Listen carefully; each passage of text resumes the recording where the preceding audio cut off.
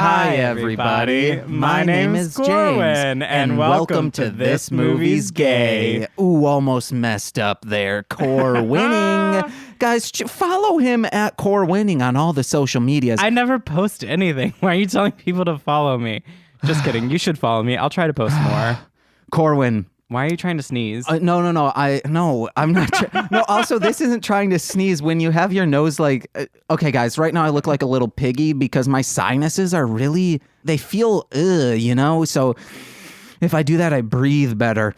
I look like a little piggy. It looks like you're trying to stop a sneeze. No, 2 fingers is stop a sneeze. 2 fingers? Yeah, guys. I just do 1 finger. Whoa. You just, yeah. Well, that's because my nostrils are a little more wide than yours.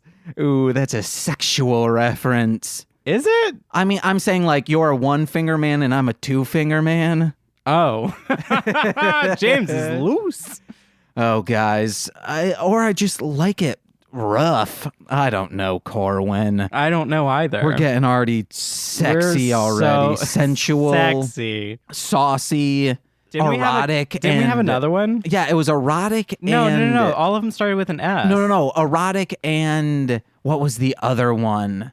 I need to re-listen to that episode. Actually, I know you recently listened to it. Eric from Ranger Command, please let us know. He's finally caught up. He's all caught up. Guys, hey, Eric, what's up? If you're a fan listening through to all of the episodes, give us updates. And when you're done, we'll tell your friggin' social media stuff and give you a shout out at Ranger Command PH on Twitter. Tweet at us about old episodes, because then I look at it and I'm like, wait, what the fuck was I saying? Yes, Eric's been doing that in DMs. And I love it. I have no idea what you're saying, dude. I have no idea what you're saying, and I love it. Like we talked about Star Trek, that Star Trek Enterprise, was it? I don't know. With Scott Bakula. I just love Scott Bakula, and he was in the Geography Club. Oh. So he mentioned Scott Bakula, and I was like, wait, what? What? And then I was like, oh, Geography Club. I know what you're talking about. It was great. It was a wonderful moment for me to remember one of our previous episodes. The only thing that I can remember of things that he brought up was the attack ad that I did. Yes. Yeah. You sent a screenshot of it to me, and I directly sent it to Brooke, our guest from that week. Brooke, when you coming back on? Whenever she has time, she will definitely come back on. She's busy as hell. That's what I'm reading. Or she doesn't care for us. Or I'm busy as hell. Hail. And I'm busy, y'all. It's hard. Guys, that's it. I don't know. I'm having a shit week. I don't even want to talk about it. I just gave him a hug. Because I was crying. I never do that. I don't give James hugs. You've given me one, I think. It's weird. Some people I'll give a hug all the time to, and then some people I'm like, not hugging, and it's not any bearing on what I think of them or my relationship with them. There are just some people that I'm like, they need a hug. I'm going to give them a hug. And then there are other people I'm like, they don't need a hug. They just need a firm handshake and say, it's going to be fine. And I feel like you're one of the firm handshake ones for the most part. But then I was like, I got to give you a hug. If I'm crying in front of you, if you were to walk up to me and say, I think you need a firm handshake. I think you need a firm handshake, I would have James. Taken it. I know you would have, but that was for my own benefit. I'm like, you need a hug. Hey, guys, if you're listening to this and you want to know why I was crying, don't want to talk about it. He doesn't want to talk about it. So don't at ask him. Me. Don't at him. Or ask me. Or ask him. Also, our Twitter is at This Movie's Gay. It made it seem like at Ranger Command PH was. No, that's Eric's podcast. Yeah, Eric. He listened to all our episodes recently. Yeah. It's amazing. Ooh, and keep those listens coming. We're doing great. That's beautiful. I love all of our listeners. Yeah. I love everyone listening. People are listening to the back catalog. Beautiful. Consistently. Listen to me rant about random things and queer issues. Odd. Vampire Boys, that episode consistently gets like, I don't know, 7 plays a week. It's actually me playing it 7 times every day. Please stop doing that. Or at least tell me you're going to do that so I will put ads on it so then we can make 1 penny each listen. It's not me. Whoever's doing that, whoever's listening, I'm proud of you. Yes, thank you for listening. And please message us thismoviesgay@yahoo.com, or if you're on Twitter or Instagram @thismoviesgay. We want to hear from you. Oh God, I forgot we had an email. Yeah. That's all, James. I'm on the Instagram. James and I are both on the Twitter. James is the email.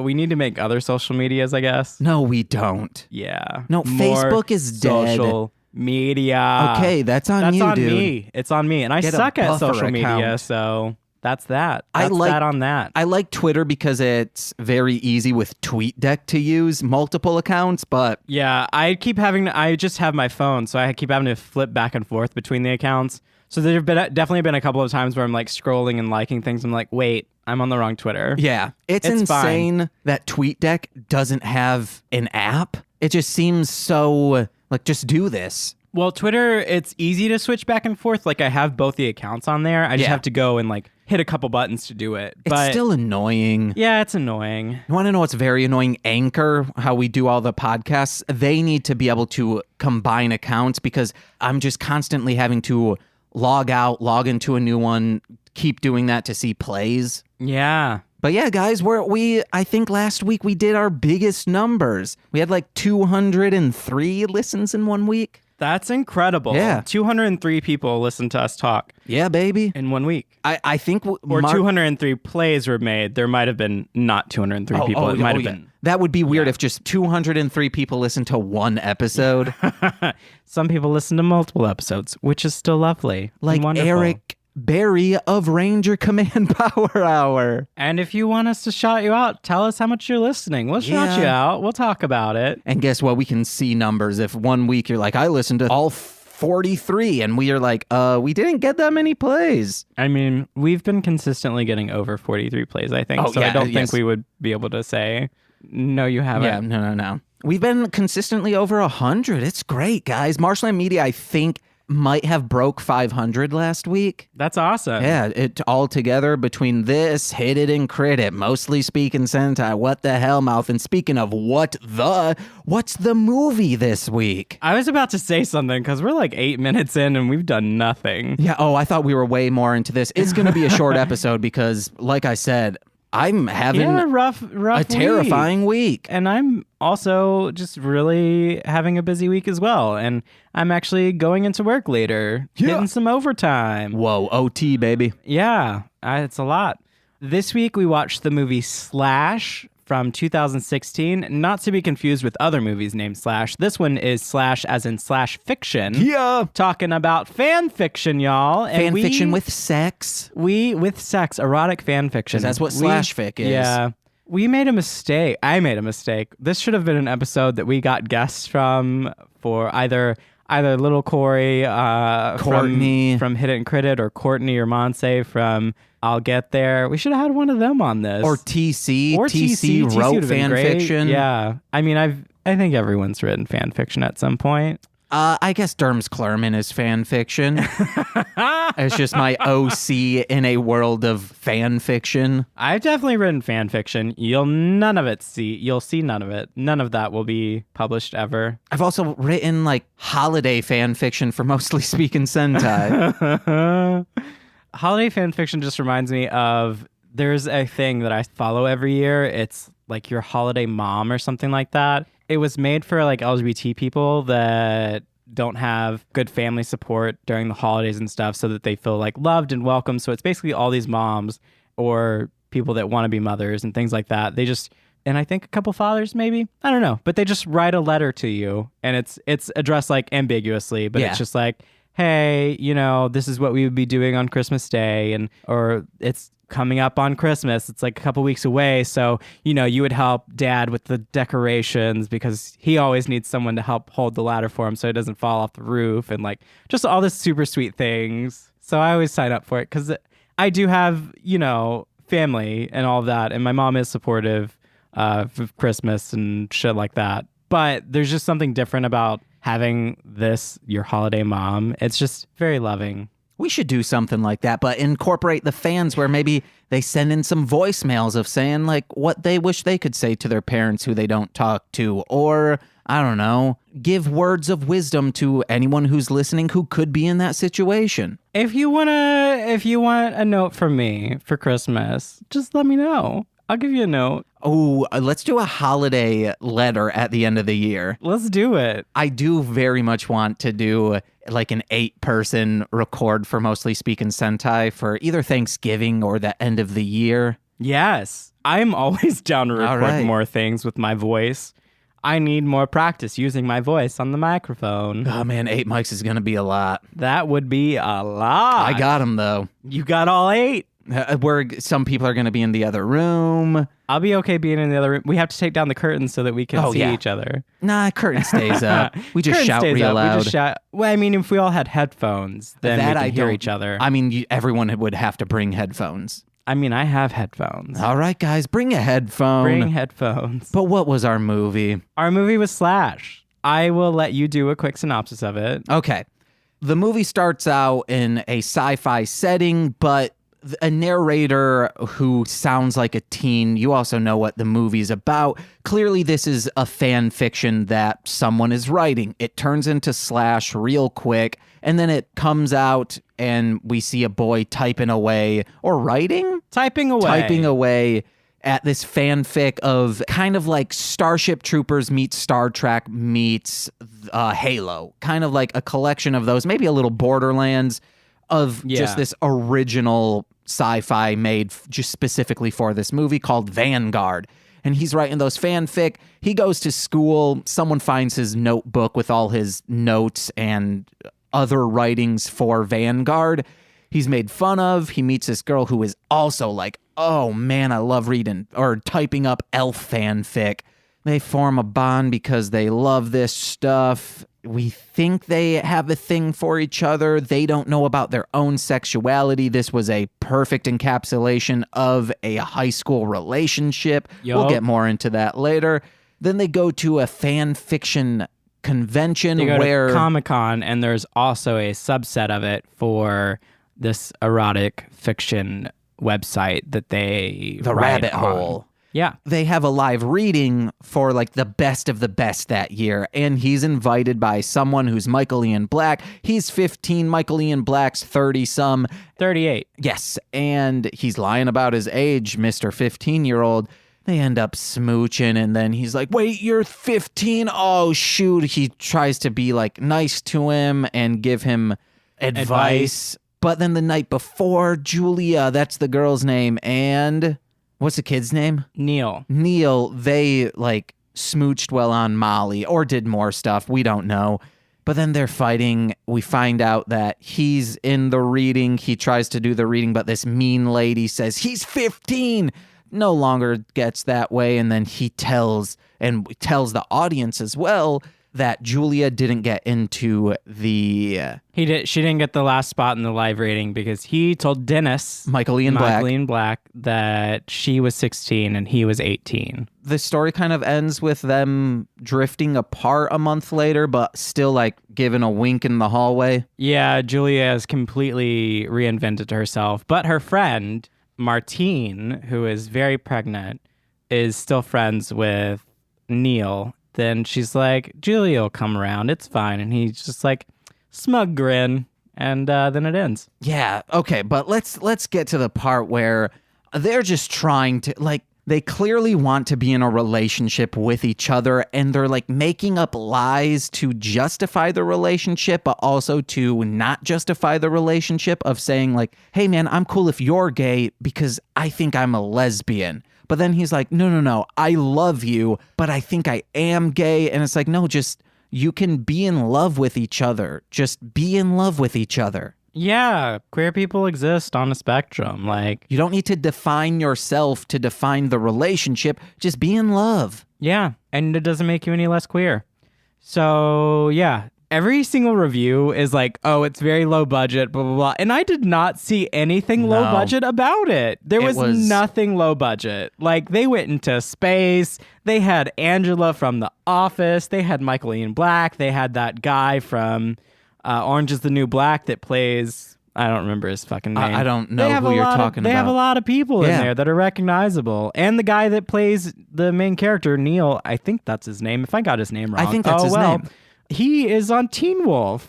Like, he's like a named character that, like, lives on Teen Wolf, which is surprising. Who wrote this? Because maybe that will tell us why all these great people were in it. Let's see. Because I think there was another person from the state, possibly, or maybe Kids in the Hall. He was in the sci-fi area. He was the guy who started, like, massaging the tip of his own penis. What? I think you were taking notes during that. The fuck? Yeah, man, you missed out. You couldn't see anything. It was above pants. I don't like that. Oh, okay, fine. Guys, I'm doing it right now. Wonder if Corwin likes this. I'm really not doing that. That would be overstepping so many boundaries. Clay Lifford wrote this. I don't see anything that I immediately recognize from their... Yeah, so I don't know. But it had a lot of noteworthy-esque people in it. Obviously not like Angelina Jolie or Brad Pitt or like any like you are just named so star. obsessed with Brangelina. But it had people that if you've seen, Teen Wolf and things like that, or Orange is the New Black, like you'll recognize people from the movie. Orange is the new Ian Black. Michael Ian Black. Yeah. Corwin, do you think Angelina Jolie's an A-list star anymore? I think she's an icon. Okay. I wasn't sure because the last thing I remember her was in like that Honey or Sugar movie. Salt? Yeah, Salt. I knew it was a food product that you put on top of things. I don't know. That was just the first name that came to my mind when I was thinking of like big stars. Now, Brad Pitt, A-list star for life, which isn't going to be long. I can see the future, Corwin. What if that's why it was a shitty week? I found out I could tell the future and just everything's bad. I mean, it doesn't take foresight to know that everything's bad. Or I'm like, oh, things do turn out pretty well, but not in a way I want them to. It's like you don't need a prophet to see the state of the world at the moment. Guys, we're fine. The lamestream media is trying to tell you about climate change. It's a lie. It's a myth. The world, since its beginning, has always been warming and cooling. Remember the Ice Age? People made it through that. Remember dinosaur times? Freaking Fred Flintstone wasn't around any snow. Remember George Jetson? You know why they're all the way up top, right? The whole friggin' world flooded, and they're fine. Aren't they supposed to be from like 2001? No. So I think the original story never told what year it was, but in Harvey Birdman, Attorney at Law, they wrote that in. And then he like looks at the calendar and it's like past that. Yeah. It's either past that or in like 2 years. And was like, how do we get from here to here? And oh wow, the earth has flooded. Great jokes. Yeah. So anyway, I feel like a lot of our at least vocal fan would love this movie. Oh, absolutely. There are a lot of people that I honestly enjoyed this movie. I would have fucking loved it if, like I said, my week and specifically day hadn't been so shitty. Yeah, this is definitely, as far as like quality, one of the top ones we've seen. It had its moments where it was a little slower, but for the most part, I loved the acting. I loved everything about it. There wasn't a lot that I hated. I loved that there was a "Call Me by Your Name" moment, and the older dude, Michael Ian Black, was like, no, and shut it down, and then was like, here's some advice. What's the plot of that? Call Me by Your Name. Yeah. We'll watch it eventually. Okay, guys. But I'm plugging my ears. It's basically an older man getting with a younger man. Okay. And one of them's underage. The older man is underage. Of course. Guys. Older men quit being underage. So, yeah, there's a lot of moments that we can talk about in this, and we just don't have all the time. So that's wonderful. So, one thing, the Michael Ian Black's character, Dennis, talking to Neil after Neil posted his fanfic and being like, hey, I liked your fanfic. I like what you wrote. Oh, yeah, you liked course. you liked a lot of my or you liked my last story. And then he just suddenly is like, do you like fat dicks? And then Neil just closes Neil it just right away. Just shut his computer. I was like, yes. I've had some moments like that where Corwin, I'm like, closed. even before he said the fat dick, was like, you need to close that immediately. Just when the first IM popped up. Yeah, I was like, close that. Close that. It's going to be someone way older creeping on you. But it is for an 18 and over site, so definitely close it. And Neil shouldn't be on that site because he's 15. Yeah, that is a weird thing about... Like, Neil originally didn't want to publish on that website because he wasn't 18. Yeah, and Julia pushed him into it. Which Julia was... She was... I didn't like her too much. Yeah. I didn't like her. Because, so my thing with that is, like, it makes sense. If people are going to be masturbating to this, I mean, like, essentially, or thinking about it, it's erotica. It's supposed to arouse. It is kind of fucked up to just all of a sudden have one that you don't know is written by a 15-year-old and then you're spanking it. Yeah. It's real weird. So the thing about I wish we need to watch that movie, but we need to watch it with guests because I have a lot to say about it. So the thing about that is, like, a lot of people defend that movie because they're like, oh, well, the age of consent is different in Italy, and then, oh, the younger one is the aggressive one, so it's okay, blah, blah, blah. And we see in this movie that Neil was aggressive in the sense that, like, trying to get Michael Ian Black character to kiss him and you know, all that stuff. And Dennis did the right thing in saying, no, we're not doing that. So, like, even if you have someone younger that is being aggressive sexually and all of that, you as the adult, you as the older person that is mature, needs to be like, no, this isn't happening. Yeah, I'm shutting it down. Yeah, so they did that, and I'm proud of the movie for doing that. I was even like, oh, man, he has an inkling that he's underage. I was like, why are you bringing him to a private location? Private location, yeah. I didn't like that, but he did stop it. So that was good. But maybe don't go to a private location. But he would have kept going. I think he would have kept going if he had still lied, Neil, and said, no, I'm 18. Because it was pretty much like, well, how he voiced when he said, hey, please tell me your age. It was like, okay, well, if he says he's 18, I'm in the good. Even though he has clear, what's the word I'm looking for? Reservations or clear indications that he is not 18. And this goes back to you need to have and also be an enthusiastic yes for sex. Consent's important. And someone that is 15 can't properly give consent, so don't go further with that. Don't do that. Even a kiss, it's too far. Unless... Too far. No, there is no unless. Unless you're their father and you're giving them a kiss on the forehead and sending them off to school. Also, dads, don't kiss your sons on the lips. Also, moms, don't kiss your sons on the lips. Hey, dads, again, I'm talking to you. Don't kiss your daughters on the lips. And oh, moms, yeah, this one's specifically for you. Don't kiss your daughters on the lips. I do think that's a little weird, but I'm not a parent. But also, I do think that's a little weird. Parents are weird, guys. Parents are weird, guys. To you parents out there, why'd you do it?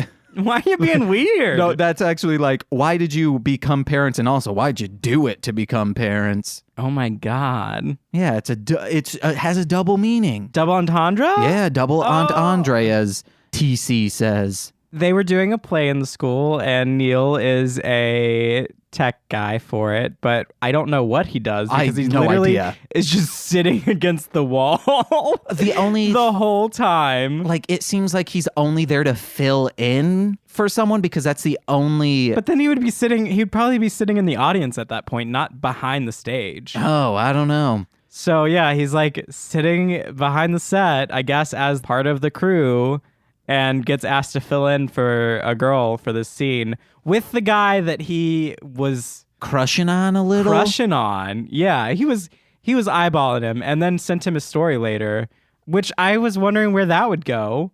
It went nowhere. Not nowhere at all. It went into him sending the story because the guy was like, oh yeah, I want to read your stuff. And then the guy sharing it with his girlfriend or the girl that he was in the show with, and she being like, you know, he's straight, right? And then the guy is just like looking at Neil like, Neil, don't run away, please. I thought that story he sent with the doc was going to Dennis. No. Okay. No, that went to the guy. Okay, that's why it was a school address. Yeah. All right, that makes sense. Can I ask you, from someone who is in stage theater acting, Sure. what was that tech person complaining about the lady doing? He was complaining because she was, instead of going back and like trying to get the scene right, she was just being like, why is this taking so long? I have a test to do, and just being kind of bitchy about it. And he's like, we need to get this fucking shit right. Come on. No, before that, he came in and said, like, you're not doing it right, or like you're going too far or something. Oh, was she skipping ahead? No, I think that he was talking about some tech element. Yeah, I couldn't figure it out. I don't remember what was happening. I tune all of that out because I'm like, if I'm on stage and something's trying to happen with tech, I just need to keep doing my part. Oh man, where's Summer Sanders and Billy the Answerhead when you need something figured out? I thought it was something to do with lighting, that they were trying to, get the lighting cue right. Yeah, it had to be something like that. Or maybe she wasn't in the right spot. Maybe she wasn't, I think she was supposed to be facing out to the audience instead of facing towards the camera. No, they wouldn't be able to have a fill-in for her to fix that. I don't know, guys. If you watch this movie and you have opinions, let us know about this specific element at This Movie's Gay. And that was so funny that he filled in for that specific scene, since it was there was a double entendre and all of that with the guy that he's crushing on, who is wearing a fat suit thing. I think he's supposed to be a dad. I don't know. He just like took that off, and Neil was just like, Do we know? And then he like, the dude like grabbed his arm and just like was like, oh God, I wrote it down. This is why I always like talking to you. You always make me feel better, or you always make me feel good, or something like that. Oh, that's after didn't he say that after he said, no, you did great today? That was, that because he was talking about the accent and all that. And Neil was like, you did great. Okay, anyone also listening, if you know what play they were doing, let us know. I feel like I could figure it out. I just have to watch it again. Oh man, again, Billy the Answerhead, Summer Sanders, Danny Tamborelli, we need your help, Amanda Bynes. Oh, he said, that's why I like you, man. You always make me feel better. That's why I like you, Cor, when you hugged me once. One time. So Neil is hanging out with Julia, and she gives him a friggin' joint, and he like inhales it, and he's like about to cough, and he's like, it tastes like dank stank in my mouth. He doesn't really say that, but he got stoned after one hit. Unless we're led to believe that he was smoking more throughout it, but I think he just one hit, insanely high.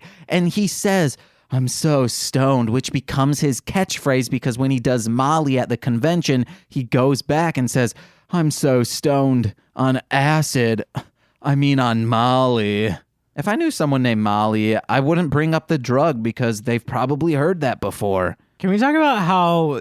We can talk about anything you'd like. So the students took his notebook. He didn't get it back. They kept passing it around. And then the teacher finally like got it. And he had to go to a counselor for his erotic fiction. I would have liked to see more of that, too.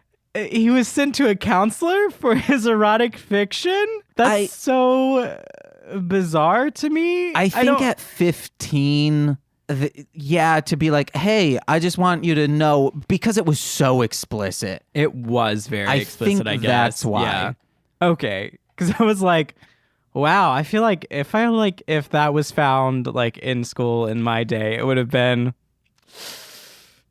don't bring that to school anymore. Yeah. And just like judgmental, not let's get you a counselor. Yeah, I think if it was a note just saying, God, I really want to masturbate right now, they would have been like, please don't pass those notes in school. You need a counselor. It smells like sweat in here. That was one of my favorite lines. Neil's sister says that after they're about to make out, Julia and Neil. I also really loved one of the editors or moderators from The Rabbit Hole in this scene where Ronnie, the Brady Bunch person and mean moderator, she says, I bet you're 15 or not 18 because you're writing like you have never had sex before. And one of the other editors goes, I doubt any of our writers have had sex before. Ronnie was writing fanfic about Brady Bunch characters. That was gross. Yeah. That's fucked up, Ronnie. Why are you doing that? I don't want to repeat it, but she defends her writing of just writing about 12-year-olds. And then, I didn't want to say it. Neil says, hey, if I'm 15 and writing about mature people, like, I thought you wouldn't mind something like that because you do write this. And she says, yeah, I'm fine with it as long as it's written elegantly or whatever she says. And it's like, you understand that's not a defense of what you're doing, right? She was fucked up. That would be like, hey, guys, I'm murdering people, but I'm doing it in like a really artful way. And it's like, no, that's not a defense. I'm murdering people. So Julia said she liked it about his writing erotic fan fiction. So that's when they sort of hit it off. He goes home and Googles Julia and finds pictures of her. I cannot. When I was in high school, if I Googled any of like my classmates, nothing would come up for them. Is this a new thing? I maybe. If you Googled when I was in high school, James McCullum Muskegon, an article of me at a town meeting explaining like, no, kids aren't going to want to go to church groups to hang out. This was after friends of mine died in a car crash. And as a way to like, hey, there's a place for us to hang out, this church, because at churches, like everyone's not feeling open. And I say like me, I identify as a Satanist and blah, blah, blah. There was someone from the paper there and quoted me saying that. And then like my fucking aunt was like, my last name's McCullum and people are going to ask me about that when they see this. And I was like, we do not live in a small town. You don't need to worry about it. And also, quite frankly, fuck off, dude. I didn't say that part, but the 16-year-old version of saying, hey, fuck off, that's what I said to her. Like, you can Google me and find me. That's a thing. But how do you Google someone that has a more common name? Like, my name is very uncommon. Oh, yeah. So you can Google me. There's things, yeah. My name is so common that 4 people in my family also have it, and I'm not even a junior. Yeah, so when he was doing that, I was like, what? What the fuck? Just Googling her and finding her shit. But Googling her and finding her writing too, her email and all of that. What? But he did include the high school that they went to, so that was able to narrow it down. And then the second one, he, I think, quoted her name and then put elf. If she was putting, like, yeah, I don't know. I'm going to have to look this up. Also, with that boyfriend, I think he was doing like a you got posted type deal, it seemed like. He seemed creepy. He did have one of my favorite lines and seems like a really fun time. This was his idea of like, hey, do you want to like hang out? Their version of Netflix and chill was, hey, do you want to go to the sub shop Footlongers? We can go back to my house and watch Celebrity Apprentice. Yes, it is in my mom's basement, but I got weed. Oh my God. Man, I need a week like that. But their friend Martine was my favorite. She's the pregnant one. She was great. When Julia ditched him, Julia ditched Neil going to the Comic-Con because she didn't get the slot for reading her fanfic. Martine just shows up at Neil's house and is like, he's like, what the fuck? And she's like, I'm here to drive you. And then she drives him and she's like, I feel so bad. You're all dressed up. She's going. So she drives and finds Julia and just lays on the horn and is like, nah. She also says, I feel ownership over you. Like, I feel responsible for you because she feels that she made Julia the way she is. Yeah. In a sense, because it's like, oh, Julia changed for me and realized like, oh, that works if there's someone who I feel I want to be around, just change myself. And then I'm cool. I'm by them. We see that's Julia's whole personality. Yeah. At the end, she's a completely different person. And that was shortly after being like, Neil, I think I'm a lesbian. And then she's with another dude. Again, I think she was only saying that dude. because she was like, oh, if he's gay, and I'm a lesbian, she says that cancels each other out. Which didn't make any goddamn sense to me. It makes sense if you're thinking of as a high schooler. If you're thinking as a high schooler. It makes complete sense. I will tell you, as a high schooler, I thought that. Sense. I was like, yeah, man, like it cancels each other out like one, because, you know, like as a kid, you're like, well, a normal relationship is one person who likes a man and one person who likes a woman. So if they're both gay and one's a man, one's a woman, yeah, man, that's a normal relationship. That's a friendship. It is, guys. But hey, friendship, you can like guys and like guys, and it's still fine. So we're close to 45, so let's just rattle through some notes. Her first blog was called Clitora Majora. I don't know if you got that. She read her fanfic out loud in class and was told, nope, stop. That's not the assignment. That was not fanfic. That was just... It was something that she said happened to her, but she wrote it in and it was a fanfic style. It was an R-word fantasy. Yeah, and an R-rated fantasy. Oh, yes, but the R word, but not the R word for that used to be derogatory for the mentally disabled, the other R word. Oh. She had a gun towards her back, and the dude said, get on all fours. For a second, I existed in a place where that didn't exist, and I was happy. Oh. And now I'm back in reality. Sorry. Damn. Don't blame me, blame the movie. It's like, what? But yeah, she straight up read that, and she's pissed that the teacher said, please stop. You can't read that in high school. I have a note that I can't figure out what it fucking says. It's right after reading the fanfic out loud, and then it just says, and the one right after that is where the actor dude was like, that's why I like you, man. And it's just in there, and it just looks like it says the homecome Betty. The homecome Betty? I have no fucking clue. I don't know what I wrote. You have so many of those notes. That's so funny. Julie says that all girls are bisexual. Hot take from a high schooler. Hey, it makes sense from a high school standpoint. I would like to bring up that in Vanguard, I believe was the science fiction. Yeah. What's the girl's name? Julia. I was for some reason thinking Lori or Laura.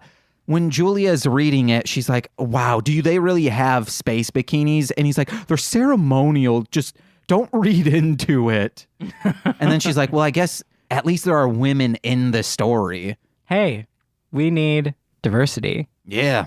He texts like an 80-year-old. No, he does not. He's like, let's use all proper grammar. Yes, that's how you should be texting, IMing, emailing, whatever. Never. Corwin, there was a note that we both wrote down. Oh, about him. Did we already talk about... Before we get into that, how long did you take to get off book? Fuck you, I have dyslexia. That was a funny moment. And then she's seen reading his fan fiction, and I go, how's she reading that? How's she reading that? Corwin told me to write that down, and I was like, I don't know if that's mean to people with dyslexia, but they seem like a fine bunch. There are fonts that are made specifically for people that do have dyslexia so that it's easier for them to read. Nice. Maybe her I think iPad's on that. Is one of those. Maybe. I don't know. That was whenever she was like, he's straight right. And then Jack, the guy that Neil was crushing on, was just like, Jack. Which is not his own name. He's like, Neil. Was that a Titanic reference? No. Oh, just how your hand was out. It looked like someone falling reaching into water. He was like, Neil, please let me sit on that fucking door with you. There's enough room. Oh, I thought you were going to say sit on that fucking face. And I was like, whoa, Corwin. Whoa. No, I would never. Are you crying? No. I'm pretty sure you're crying. Corwin said that to me today. So I was like, are you... Wait. You're crying. Oh, God. Emotions. I have to deal with someone having human emotions. What is this?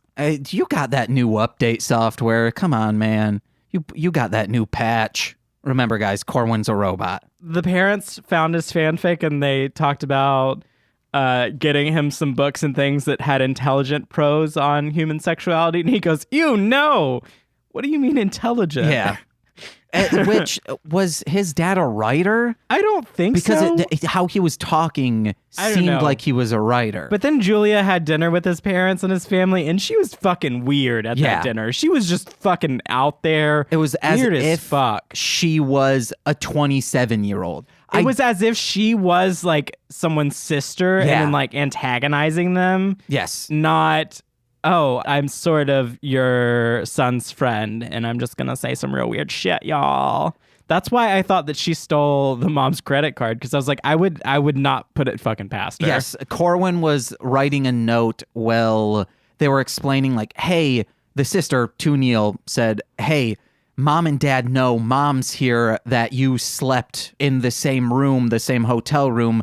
Her mom called. Did you guys steal her credit card? So Corwin thought Julia had stolen Neil's mom's credit card, which would have been a flex for real.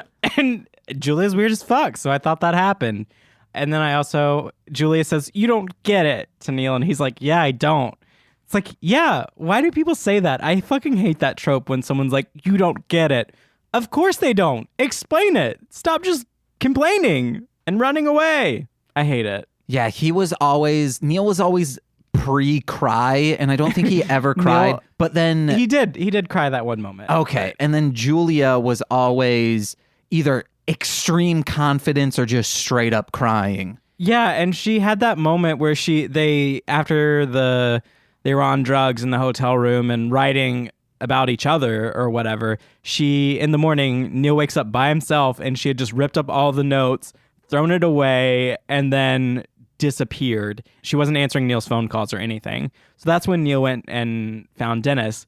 And she's like, I was just getting a critique. And it's like, you just completely fucking abandoned him after he had an emotional moment with you, a romantic moment with you. You just abandoned him, and he's still trying to figure out his sexuality and all this shit. And you're like, bye. And then immediately after, when he goes to Dennis, she's calling him, stalking him, and all that. Julia, that wasn't cool. I mean, though, yes, he should not have gone to Dennis because Dennis was much older and he was lying about his age. But also Julia, like, calling him and then following him to the rabbit hole area and then the restaurant and all that. Like, why are you being a creep, Julia? I think why she was following him wasn't to be like jealous, was like, I don't think you should be hanging out with this Dennis person because he does seem much older. Yes. And in the long run, it does work out in their favor because she sees how mean Ronnie is, the Brady Bunch lady. Yeah. That makes sense. But I'm just talking about specifically like her character, like her being like, oh, I'm just going to completely ignore you when you call me. And then when you completely ignore me when I call you, I'm going to follow you and everything. Also, Ronnie was talking about how fan fiction written about juvenile fiction will attract juvenile attention. So you need to write from like intelligent things or more mature things. But she's writing Brady Bunch. Brady Bunch is a show about 6 children and their dog who hang out with a nanny who's kind of wisecracking, and then their mom and dad who are kind of never there. That is a children's show. Yeah, Ronnie was fucked up, y'all. Ronnie she's dumb, she's pretentious, and we don't like you. Bye-bye, Ronnie. The dad saying, Neil, your friends are multiplying, and Martine being like, is that a pregnancy joke? Yeah. The dad's like, no, my son just has no friends. Yeah, it's so sad. Let's get to that last note, and I have one starred note. Yeah. I actually can't find that. I've been trying to find it. I did find it. I have Ronnie's a dick. This is not call me by your name, bitch. Julia calling him. Corwin, just get to the note. Oh my God, I lost it. Oh, you just had it. The guy saying, they're talking about different fics, and he goes, I called my mom and I read it out loud. That wasn't the note that I'm talking about. That's so funny. And then I think you want to be queer to fit in to a group, even if it's small. That was the note. And what do you think about that? I don't think and he said, why would anyone want to be queer? And that's a real thing that a lot of people experience when they're going and finding out about it themselves, is why would anyone want to be queer? Because you don't fit in and you're ostracized. And all this terrible shit. So like, why would you want to be queer? So I just thought it was weird advice. I resonate with that because it's like, if you've listened to my other podcasts, you know that I used to be a juggalo. And it's the same thing. It's that same mentality of like, people are going to make fun of you. People are going to fucking hate you. It's still to this day. If I were still a juggalo, people would be like, oh, James smokes meth. That's what people think of juggalos. But when you're that young, you feel like a nerd. You don't have anywhere to belong. It's like, yeah, I want to be in this weird small community because I want somewhere to belong. But I don't think it was him like wanting to be queer in the sense, because I think he just was queer, and that's my whole point. If you're queer, you're queer. That's what it is. Because we see all these moments. He's writing erotic fan fiction about Vanguard, another guy, which, yeah, anyone can write erotic fan fiction and not be gay. That's totally fine. But he also seemed to have a crush on the lead actor dude, Zach. And then this weird thing with Dennis, even though Dennis was much older, that still happens, that weird thing where you're like, oh, this person's, out and proud. And I think he was definitely queer. I don't think it was him trying to be queer to fit in. I think he just was. And trying to figure out what sort of aspect of queerness he had. I did also take it as like this community of fan fiction, specifically with this person, is like, if I'm queer, I might fit in more. Maybe that's also how he was putting it. I took it as multiple things instead of just like, oh, kid, you want to be queer just to be someone who fits into like the queer umbrella. And I took it more as like, to be in this community, he would have to be a certain way, or thought he would have to be a certain way. I don't know. I guess that line we can dissect a lot. That line was weird. I didn't think it made sense much.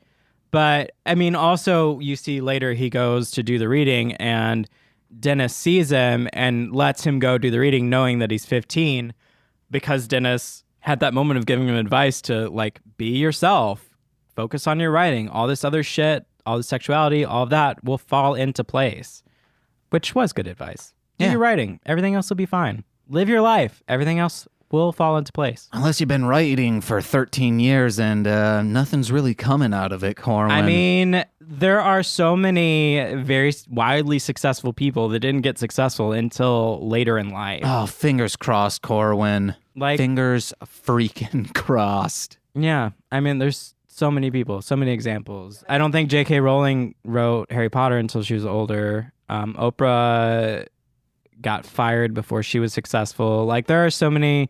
Tina Fey had issues too before she was successful. Like, a lot of people that are huge success stories have, had struggles trying to do what they love to do. But I want to be like Connor Oberst.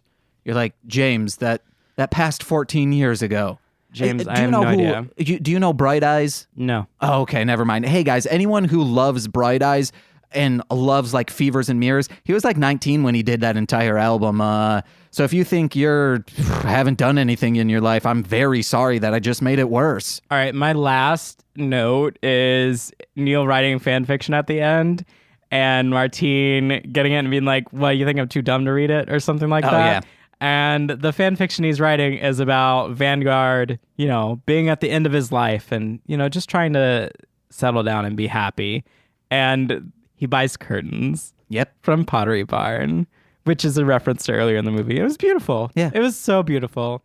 A line that also resonated with me was Julia being upset that she has had 500 things on this website and she hasn't gotten any exposure from it. And then she is glad, like, hey, dude, you broke through. You have a few things and you're already one thing on the popular. Website and he's already popular. Like, if any of my friends who were doing, like, if Nick Foster all of a sudden, like, he posted something and it just blew up, I'd be like, hell yes. However, like, I would still be like, man, or I guess I'm older and I'm like, oh, well, I work with Nick. He might, like, throw me a bone and say, like, hey, get on this next track.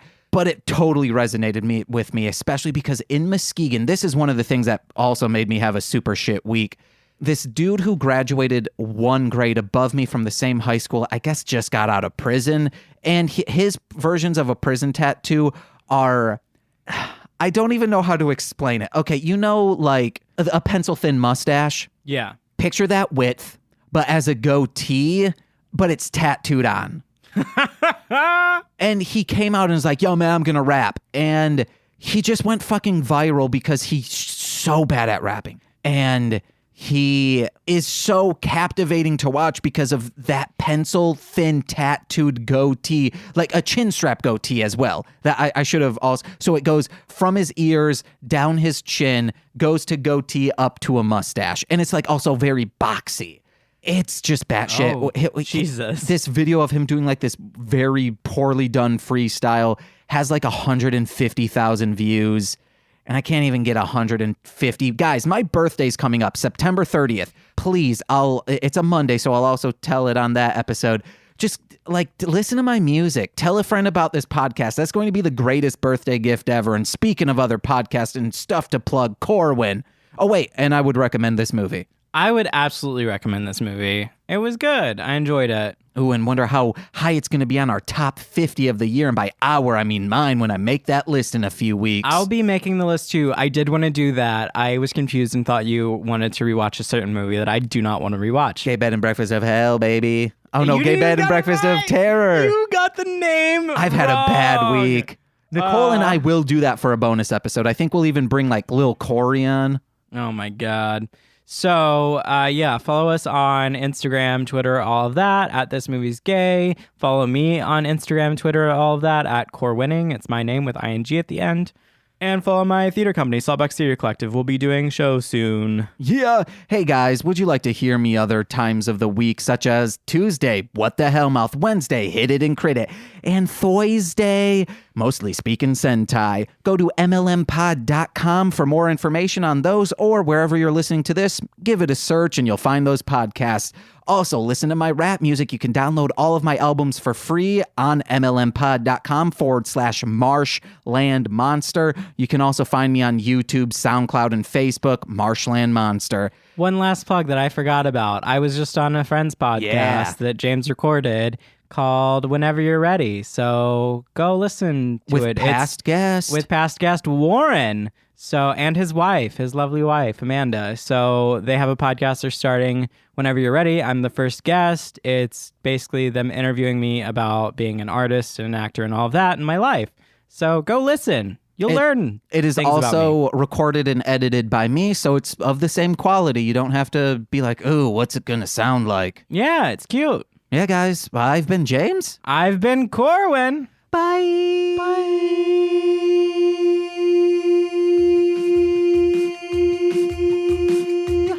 Bye-bye. Bye.